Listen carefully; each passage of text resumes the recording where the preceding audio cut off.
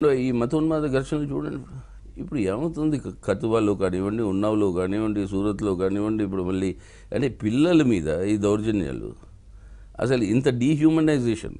ఇప్పుడు ఒకటి యచూర్ గారు, ఇది చాలా దారుణంగా జరుగుతుంది. ఇదివరకు కంటే కూడా మరి ఇదివరకు జరిగితే బయటకు వచ్చాయి కాదో లేదో తెలియదు, కానీ అసలు ఈ నేలల పసిపాపలో ఈ 2-3 ఏళ్ళు పిల్లలు ఆడపిల్లలు అసలు అంటే మీరు అక్కడ ప్రభుత్వాలను కూడా పక్కన పెట్టేద్దాం కాసేపు. అసలు అంటే అసలు ఈ మనిషి క్రూరంగా తయారవుతున్నాడా? అది దానికి ఈ క్రూరతత్వం పెరగడానికి చాలా పెద్ద కారణం ఉందండి. ఇప్పుడు అది చాలా ప్రమాదకరమైన విషయం. నేను ఒక ప్రశ్న మిమ్మల్ని అడుగుతాను, మీకు అభిప్రాయం లేకపోతే. ఇప్పుడు చాలా పెద్ద ఫిలసాఫికల్ ట్రెడిషన్లో ఉన్న సొసైటీ ఉండేది జర్మనీ. డైలెక్టిక్స్ అంటే ఏంటి, అది అక్కడి నుంచి పుట్టింది. హెగెల్ అక్కడి నుంచి పుట్టాడు, ఆ హెగెల్ నుంచే మార్క్స్ వచ్చాడు. అదే ఆ ట్రెడిషన్స్లో పెరిగిన తరం, వాళ్ళకి ఆ సిస్టంలో పెరిగిన తరం హిట్లర్ని ఫ్యాసిజంని ఎలా స్వీకరించారు? దానికి జవాబు ఏంటి? అది ఎప్పుడు నేను దానికి ఒకటే జవాబు ఇవాళ మన దేశంలో జరుగుతుంది. అదే జవాబు ఏంటి? ఇర్రాషనాలిటీని చంపేస్తుంది, పక్కన తోసేస్తుంది. రీజన్ని ఫినిష్ చేసేస్తుంది. అవును, ఇవాళ మన దేశంలో హిస్టరీ అంటే ఏంటండి? పౌరాణిక కథలు అంటారు. నిన్నన్నాడు మంత్రి, పురాణాల్లో ఇంటర్నెట్ ఉండేది, ఇది ఉండేది. అదే ఇది ఏంటండి, ఎవడో చాలా హాస్యంగా వాట్సాప్లో పంపాడు కరెక్ట్గా.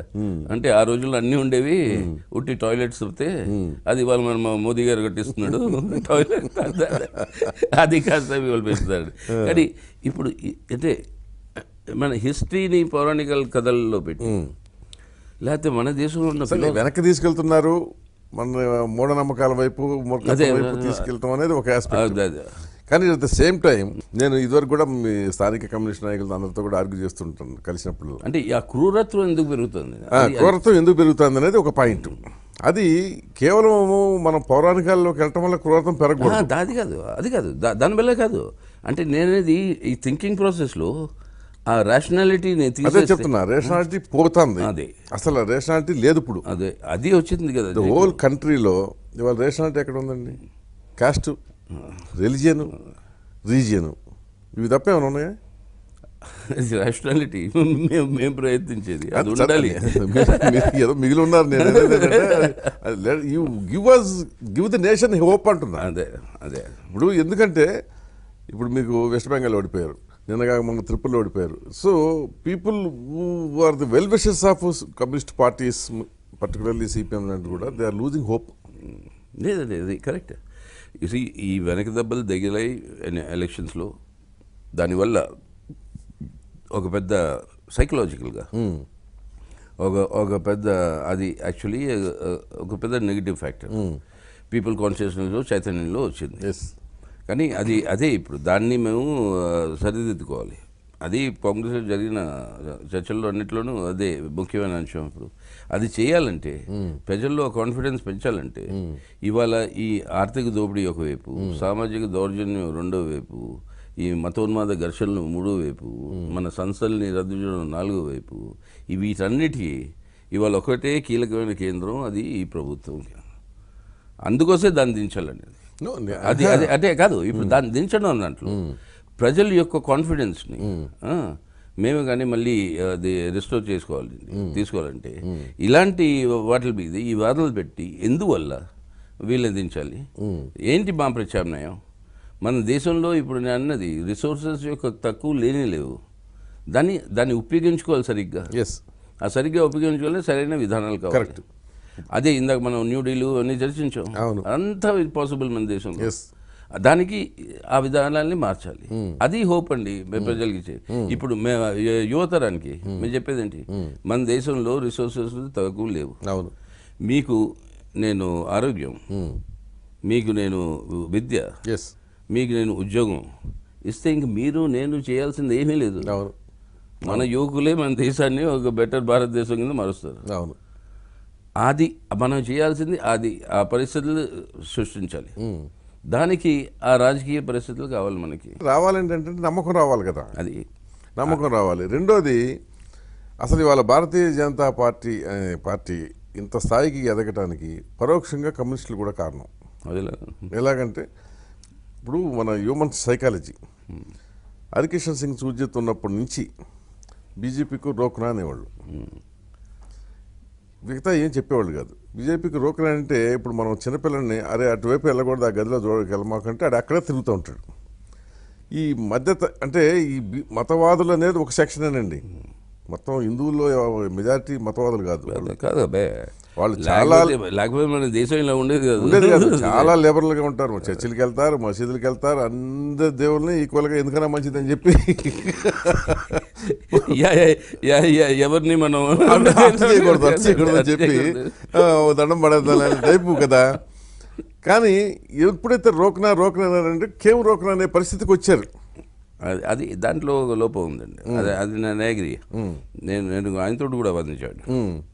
ఇప్పుడు జ్యోతి బసు గారిని తీసుకోండి ఇటువైపు అంటే బెంగాల్లో, సుర్జిత్ గారిని తీసుకోండి పంజాబ్లో. దేశం యొక్క పార్టిషన్ అయినప్పుడు అసలు పార్టిషన్ ఈ రెండిట్లోనే అయ్యే కదా, అంతే కదా, ఇంకెక్కడా జరగలేదు. కరెక్ట్. ఈ రెండిటి వాళ్ళు అక్కడే పెరిగారు, వాళ్ళది చూశారు, అవన్నీ అది ఆ క్రూరత్వం చూశారు, అదంతా వాళ్ళది జరిగింది. ఇప్పుడు మన జనరేషన్ తెలియదు కూడా. మహాత్మా గాంధీ అక్కడ కలకట్టాలో హంగర్ స్ట్రైక్ లో ఉన్నాడు, మన నెహ్రూ ఇక్కడ రెడ్ ఫోర్ట్ మీద మన ట్రైకలర్ వేస్తున్నాడు 1947లో ఆ కమ్యూనల్ రైట్స్ నాపడానికి. దాంట్లో నుంచి పెరిగి ఈ కమ్యూనలిజంని ఆపాలనేది అది వాళ్ళ జనరేషన్కి అది స్వాభావికం. కరెక్ట్. సో అది న్యాచురల్గా నేను ఇసుకో రోకనా అదే కదా. నేను అప్పుడు వాళ్ళతో కూడా అందుకోసం కదా మేము దాన్ని ప్రయత్నించే ఎందుకు రోకనా అనేది మేము ట్రై టు ఎక్స్ప్లెయిన్. కానీ వాళ్ళకి మరి ఆ ఎక్స్పీరియన్స్ వచ్చిన వాళ్ళకి వచ్చినప్పుడు దాన్ని అంటే అందరికీ ఎందుకు అర్థం కాదంటారు. అంటే అది ఇండిపెండెంట్ ఇండియాలో పుట్టినోడు అసలు సౌత్ ఇండియాలో నీ పార్టీషన్ యొక్క ఎఫెక్ట్ తెలియదు వాడికి. కరెక్ట్. దానివల్ల లేదు కరెక్ట్. అదే పుట్టి హైదరాబాద్ లో ఈ నిజాం వల్ల కొంచెం ప్రాపర్టీస్ కొంతమంది వెళ్ళిపోయారు కావాలని వాళ్ళకి చాయిస్ అది కాకుండా ఇది నిజాం కొన్ని ఒక 6 నెలలు నేను పాకిస్తాన్ వెళ్తాను దానివల్ల ఏదో కొంచెం ఉంది కానీ లేకపోతే నిజం ఇంపాక్ట్. అందుకోసం అదే చెప్పేవాళ్ళు దీని డేంజర్ గ్రహించాలంటే బీజేపీ ఉపయోగించుకుంది. అదే నేను చెప్పేది, బీజేపీ ఉపయోగించుకుంది ఏంటి ఆ పార్టీషన్ ఇంపాక్ట్ ఈ ప్రాంతంలో ఎక్కడ లేకపోవడం వల్ల అది వాళ్ళకి ఇది వచ్చింది. కానీ ఇప్పుడు ఎంత కరెక్ట్ అయినా అది ఎందువల్ల అది చేయాలనేది అది ఇప్పుడు అర్థమవుతుంది ప్రజలకి. అంటే ఆ స్టేజ్ పోయింది. సుజిత్ గారు మీరు అన్నది అది ఇప్పుడు ప్రతి రంగంలోనూ కనిపిస్తుంది. అసలు వాళ్ళని అధికారంలో నుంచి దూరంగా పెట్టాల్సిన అవసరం ఏంటో. ఇప్పుడు అదే నేను చెప్పేది, అధికారం నుంచి దూరం పెట్టడానికి సామాన్య మానవుడు అనుకునే కారణాలకి మీరు అనుకునే సిద్ధాంతాలకి మ్యాచ్ అవట్లా. అది మ్యాచ్ చేయాలి కదండి, మీరు మ్యాచ్ చేసుకోవాలి. అది చేసుకోకపోవటం వల్ల ఈ సమస్య వస్తుంది. ఇవాళ చూడండి పెట్రోల్ ధర ఎగ్జాక్ట్లీ అది దానికి దీనికి మ్యాచ్ చేయాలి ఇప్పుడు. అది కరెక్ట్, అబ్సల్యూట్లీ రైట్. అదే జనానికి ఆ హీటు తెలియాలి. మీరు అది కాకుండా ఓన్లీ సింగిల్ ఏజెండాగా మతోన్మాదం అంటారు, బీజేపీ మతోన్మాదం అంటారు. బట్ అంటే చెప్తున్నా, అంటే మేము అందరితో మాట్లాడుతూ ఉండడం కనుక మాకున్న ఇప్పుడు మీ గురించి అంటే మీ పార్టీ ఇప్పుడు ఇస్లామిక్ టెర్రరిజం వచ్చిందనుకోండి, దాన్ని హిందూ టెర్రరిజంని ఖండించినంత తీవ్రతగా ఖండించరు, బెనిఫిట్ ఆఫ్ డౌట్ ఇస్తారు. అక్కడ తప్పుది, అది తప్పు. అది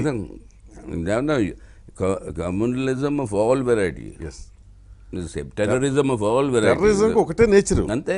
ఆడు ఏ కులం వాడో ఏ మతం వాడు ఏ దేశం వాడు చేసాడు అనేది కాదు, అది ఒక పిచ్చితనంతో చంపుకోవడం. అసలు వాళ్ళకి మతంతో ఏమీ సంబంధం లేదండి. అసలు నిజంగా ప్రాఫిట్ బాగుందని నిజంగా దేవుడిని నమ్మే హిందువు అయినా ఇంకో మనిషి ప్రాణం తీయటం అనేది ఏ మతం ఆ మతం అనుమతించదు అసలు. Terrorism knows no religion, no reason, no boundaries, nothing. No boundaries, అంతే. నో బౌండరీస్, సింపుల్ క్రైమ్ అంతే, ఒక పైచాచిక ఆనందం. అబ్సల్యూట్లీ. సో అక్కడ కూడా ఈక్వల్గా దిస్ ఇస్ ఆల్సో తప్పు ఒప్పు అని చెప్పారనుకోండి, డెఫినెట్గా కమ్యూనిస్ట్ పార్టీలకి ఫ్యూచర్ ఉంటుందనేది నా అభిప్రాయం. ఈ మాట మేము తీసుకున్న నిర్ణయంలో ఆ తీర్మానం ఒకటి ఉంది క్లియర్గా. Communism terrorism of all hues, yes, all hues, all varieties, Yes. We're opposed to equally. Absolutely. రెండోది వీళ్ళని తీయాలంటే ఇప్పుడు మేము ఉట్టి మతోన్మాదం కాదు, ఈ ఆర్థిక 4 కారణాలు చెప్పాం. ఈ ఆర్థిక దోపిడీ, మతోన్మాద ఘర్షణలు, మూడోది దాంతోపాటు సామాజిక దౌర్జన్యం ఇవన్నీ జరిగేవి, మూడోది మన ఈ సంస్థల్ని వాళ్ళని డిస్ట్రాయ్ చేయడం, పార్లమెంటరీ ఇన్స్టిట్యూషన్స్, మౌలిక అధికారాలు ఇవన్నీ. నాలుగోది మన దేశంలో ఇప్పుడు అమెరికా సామ్రాజ్యవాదం వాళ్ళందరికీ ఇప్పుడు ఒక తోలుబొమ్మ కింద తయారు చేశాడు మోదీ గారు ఈ 3 సంవత్సరాల్లో. 5 మాటలు 3 సంవత్సరాల్లో అమెరికా వెళ్ళొచ్చాడు. అది సరే వెళ్ళరాండి, అదంతా ఇష్టం. అది ఆయన సరదా. దేశం అధికారం ఇచ్చింది కానీ తిరిగి ఒక విమానం ఉంది, ఒక అధికారం ఉంది. అదే ఆయన సరదాకి అది పార్లమెంట్లో కూడా హాస్యంగా మేము చెప్తూ ఉంటాం. ఆయన పాపం విదేశం తిరిగి వచ్చినాక అట్ట కాదుగా, ఆయన ఇంతవరకు అమెరికా రానివ్వలేదు కదా. అదే అందుకోసం అదంతా పాత బ్యాలెన్స్ అంతా ఫిల్అప్ చేసుకుంటారు. అంటే ఆయన పార్లమెంట్లోకి వచ్చి ఆయన సీట్లో కూర్చున్నాక కొంచెం తడుకుంటారు, మీరు చూసారు. అంటే ఆ సీట్ బెల్ట్ వెతుకుంటున్నాడు, అలవాటు అది అయిపోయింది. అది వేరే విమానంలో ఉన్నట్టు